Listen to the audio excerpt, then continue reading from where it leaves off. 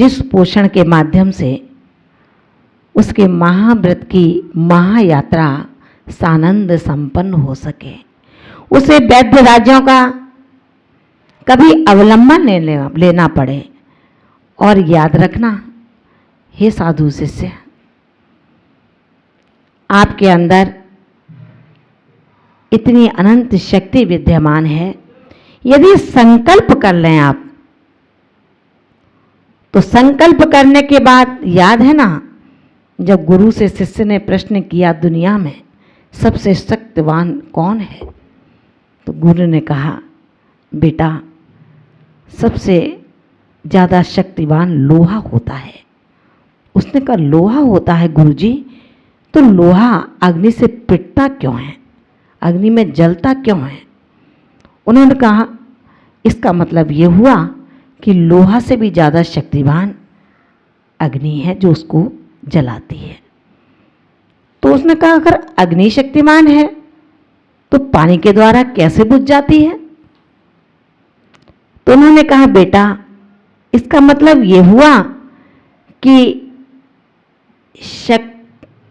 अग्नि से भी ज़्यादा शक्तिमान जल है। शिष्य ने कहा गुरुजी ठीक है, जल सबसे शक्तिमान है, अब इसको जल को मैं शक्तिमान मान लूं क्या? गुरुजी ने कहा बस थोड़ा सा विचार तो कर, अगर जल ही इतना शक्तिमान होता तो बांधों के द्वारा बांधा क्यों जाता? क्यों उसमें ये बाड़ें लगाई जाती, उनको पुल में बंद कर दिया जाता है? याद है ना, जब राजस्थान के मैनाल के गेट खोलने पड़ते हैं, उनको बांध कर रख दिया।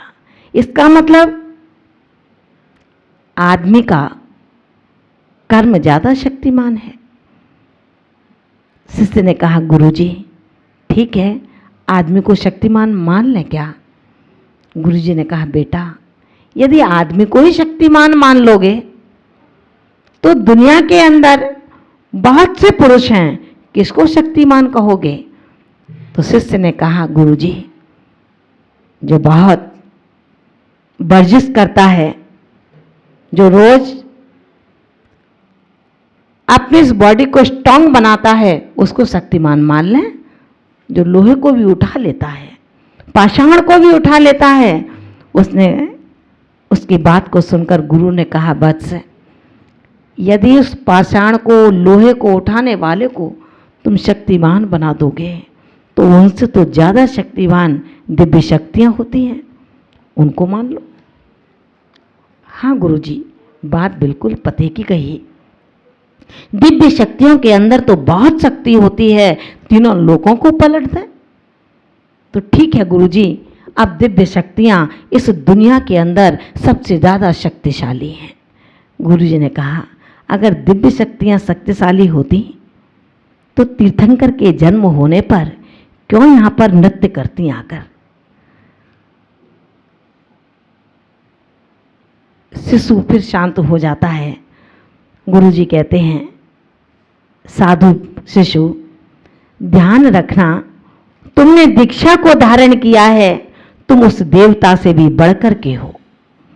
देव भी तुम्हारे चरणों में नमस्कार करेगा, पूजा करेगा, तुम्हारी ख्याति, तुम्हारी प्रशंसा अपनी सभा में अपने देवों से कहेगा।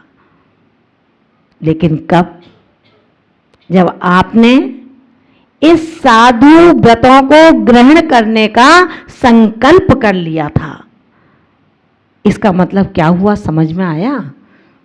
इसका मतलब हुआ इस दुनिया के अंदर ना लोहा शक्तिशाली है, ना जल शक्तिशाली है, ना पवन शक्तिशाली है, ना अग्नि शक्तिशाली है, ना देवता शक्तिशाली हैं। अगर कोई शक्तिशाली है तो मनुष्य का, जीव का संकल्प सबसे शक्तिशाली हुआ करता है। हे साधु तू संकल्प ले लेना, ले लेना संकल्प। क्यों शांत बैठा है? आज से संकल्प ले ले, या तो मेरी व्याधि रहेगी या मैं रहूंगा। क्योंकि तुमने पढ़ा है आचार्य पूज्यपाद स्वामी को, उन्होंने कहा न मे मृत्यु कुदुर व्याधि। न मे मृत्युम कुतो भीते। जब मृत्यु नहीं है तो भय किस बात का। न मे व्याधिम कुतो व्यथा। और जब कोई व्याधि नहीं है तो दर्द किसका। तुमने पढ़ा है आचार्य पूज्यपाद भगवान को इष्टोपदेश ग्रंथ के माध्यम से, जब तेरी मृत्यु ही नहीं होनी तो क्यों भयभीत होता है। जब तुझे कोई व्याधि नहीं होनी तो क्यों पीड़ा पीड़ा करके कराता है। ध्यान रख, तू न बालक की चिंता कर, क्योंकि न बालम न वृद्धोहम न युवेदा न पुद्गले। ये सब पुद्गल के रंग ढंग हैं। ये पुद्गल का नाटक है। कभी बाल अवस्था, कभी युवा अवस्था, कभी वृद्ध अवस्था। आचार्य भगवंत कहते हैं, इसलिए साधु शिष्य आज का ये समयोचित विषय हम सबके लिए प्रेरणा देता है, चाहे वो श्रावक हों और चाहे वो साधु हों। श्रावक जो भव्य है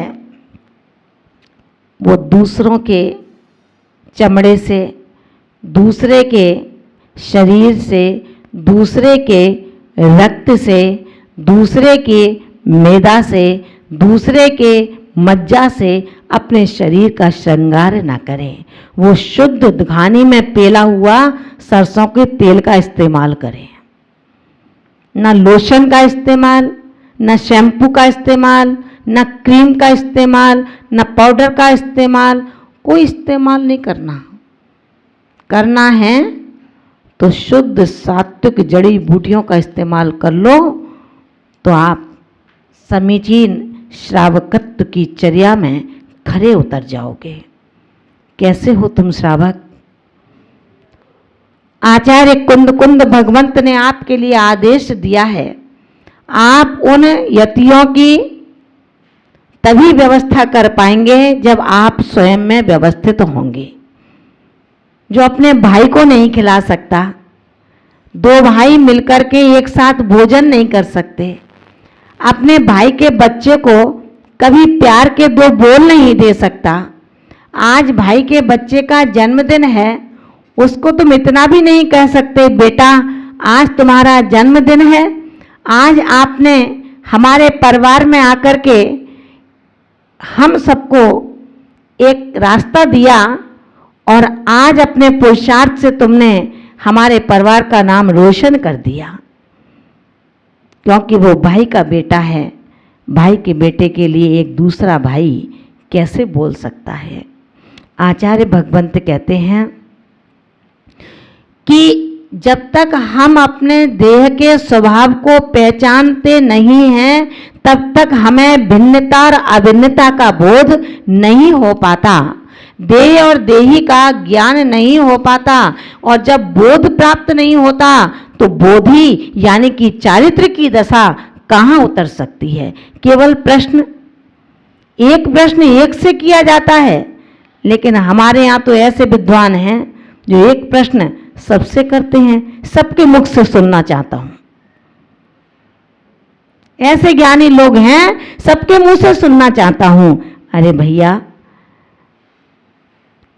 गेहूं से क्या बनता है? जो बनता है सामने वाला वही तो बताएगा। अब तुम कहो गेहूं से बेसन बन जाए, कोई कह दे, फिर मैं कहूं कि भैया बेसन कैसे बन सकता है, इसलिए आप जानते नहीं हैं। हम परीक्षक ना बने रत्नत्रयधारियों के, वरन उनके चरणों में परीक्षा दें। हम उनके चरणों में परीक्षा देने की भावना रखें, आए, और जब हमें इतनी जिज्ञासा है, आत्मबोध में इतना है, तो क्यों नहीं बोधि की ओर लग जाते। हे नेमी, अपनी बोधि की धुरी को तू अपने सम्यक श्रद्धा का औगन दे दे। तो सच कहता है जैन दर्शन, ये छोटा सा औगन तेरे जीवन का बहुत बड़ा औगन सिद्ध हो जाएगा। लेकिन कब होगा? जब मेरे अंदर परीक्षा का काल नहीं आएगा, परीक्षा देने की भावना होगी, जानने की उत्कंठा होगी, मेरा कोरा कागज होगा, तो वो ही साधु, वो ही श्रावक आगत गुरु के माध्यम से, विद्वान मनीषी से, गुणवानों से कुछ ग्रहण कर सकता है। जो पहले से ही भरा है उसमें और क्या भरा जा सकता है, और भरा भी जाएगा। तो ध्यान रखना, घड़ा है, घड़े के अंदर पूरा जल भरा है। अब आपने उसमें एक पत्थर डाला, पत्थर जितना छोटा बड़ा है उतना आयतन तो घेरेगा, उतने आयतन का जल बाहर कर देगा। जो बाहर जल किया वो शुद्ध जल बाहर हो गया और अशुद्ध पाषाण उसमें मिल गया। शुद्धता बाहर हो गई, अशुद्धता अंदर हो गई। ध्यान रखना, हम तर्क, प्रश्न, जिज्ञासा, शंका जो भी करें उसका कोई मायना होना चाहिए, उसका कोई लक्ष्य होना चाहिए, कर्मों का बोध होना चाहिए, जागृति का संचार होना चाहिए। हम जब तक जागते रहेंगे तब तक बोध से बोधि का विचार कर सकेंगे और जानेंगे नहीं तो हम इस तन को देखकर बहुत खुश होते रहेंगे। इस तन को नहीं सजाना, ये तन तो तुम्हारा भटकाने वाला है, तुम्हें अटकाने वाला है, तुम्हें स्वतंत्र करने वाला नहीं है। वो अज्ञानी है जो इस तन को सजाने के लिए वेतन तो छोड़, इस तन को ही पाप का ग्राही बना लेते हैं, पाप का घर बना लेते हैं। वो पाप का घर जिसके माध्यम से, हे सम्यक श्रावक, तुमने पाप कमा लिया, और जब आज उस तन से पाप कमा करके एक बेटे को जन्म दिया, आज बुढ़ापा आया, उस बेटे ने तुम्हारी एक नहीं सुनी। अब मन बेकल हो जाता है कि जिसके लिए मैंने अपने शरीर से पाप किया वो बेटा आज मेरी सुनता नहीं है। इससे अच्छा तो इस तन की भी सुरक्षा हो जाती, पाप से भी रक्षा हो जाती। काश इस बुढ़ापे के तन को संभालने के लिए वेतन पर एक नौकर रख लेता, वो तुम्हारी सेवा कर देता और तुम्हारी रक्षा कर देता। महानुभावों, ध्यान रखना, जो जड़ है ये तन, उसको देख देख करके लोग कितने खुश हो रहे हैं, मैं कितना सुंदर हूं। जैसे ये देह ही देही हो, कोई भिन्नता नहीं समझ रहा। वो आत्मा के ऊपर अगर तुम सम्यक संयम की, सम्यक श्रद्धा की, सम्यक सत्य की रंगाई पुताई करते तो शायद ये चेतन निखरता ना निखरता, लेकिन तेरा चेतन के भीतर ये देह निखरता ना निखरता, लेकिन तेरे भीतर बैठा हुआ देही जरूर निखर जाता। हम इस तन पर नींबू ना रगड़ें, हम इस पर दूध मलाई ना लगाएं। ये कोई आवश्यकता है, औषधि के रूप में किसी वैद्य ने आपको बताया है तो उसका औषधि रूप प्रयोग में कोई कहीं बुराई नहीं होती, लेकिन ये परिणाम आपके अपने होते हैं कि मैं किस स्थिति के लिए इन सब चीजों का इस्तेमाल करता हूं। आप अपनी आत्म की उस देह पर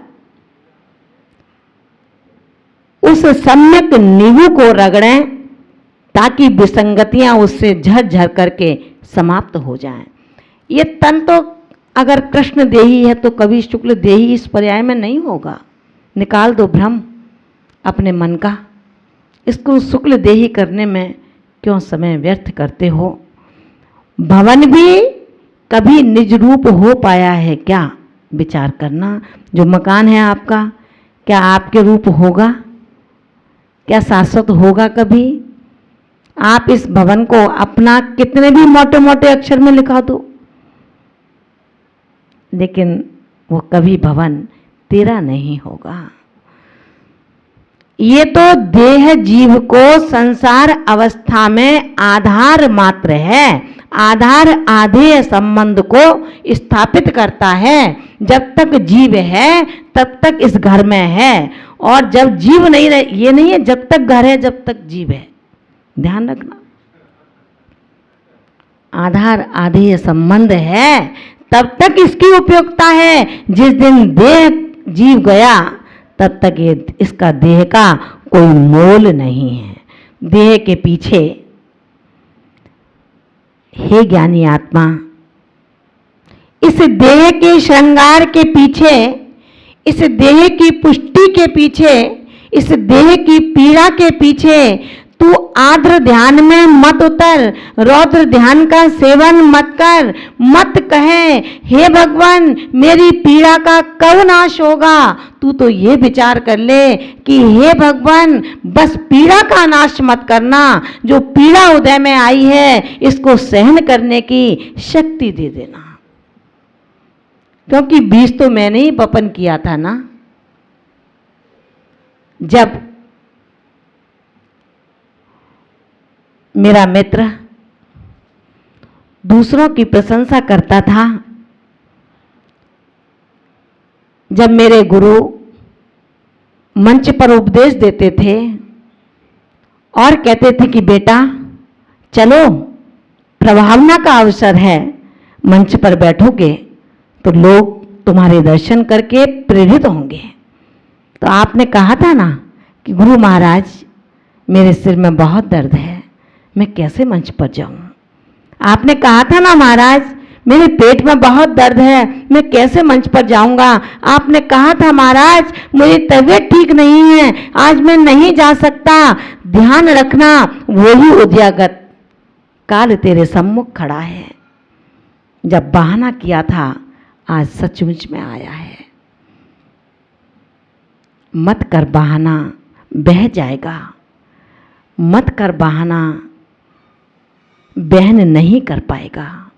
जब वो बहाना उदय में आएगा, ये वही उदय काल है। आज भी संभलो। आज गुरु कहें स्वाध्याय में बैठो, क्योंकि गुरुकुल को चलाने के लिए गुरु को संभलना पड़ता है। उन्होंने कहा स्वाध्याय में बैठो, क्योंकि स्वाध्याय परम औषधि है। स्वाध्याय से पाप भीरू होता है। स्वाध्याय से अकारण कर्मों की उपसर्ग आने पर स्वयं की रक्षा कर लेता है। स्वाध्याय में बैठ जा तो अपन क्या कह देते हैं, बहुत जी घबरा रहा है, माता जी अभी नहीं बैठा तो चले जाएं क्या। गुरु क्या कहेगा, शिष्य परेशान है, बेटा चले जाओ। अब ये भावनाएं आप जानो, पिछला भोग उदय में है, इस पर गुड़ की चाशनी चढ़ानी है या जो चाशनी चढ़ी है उसको हटानी है।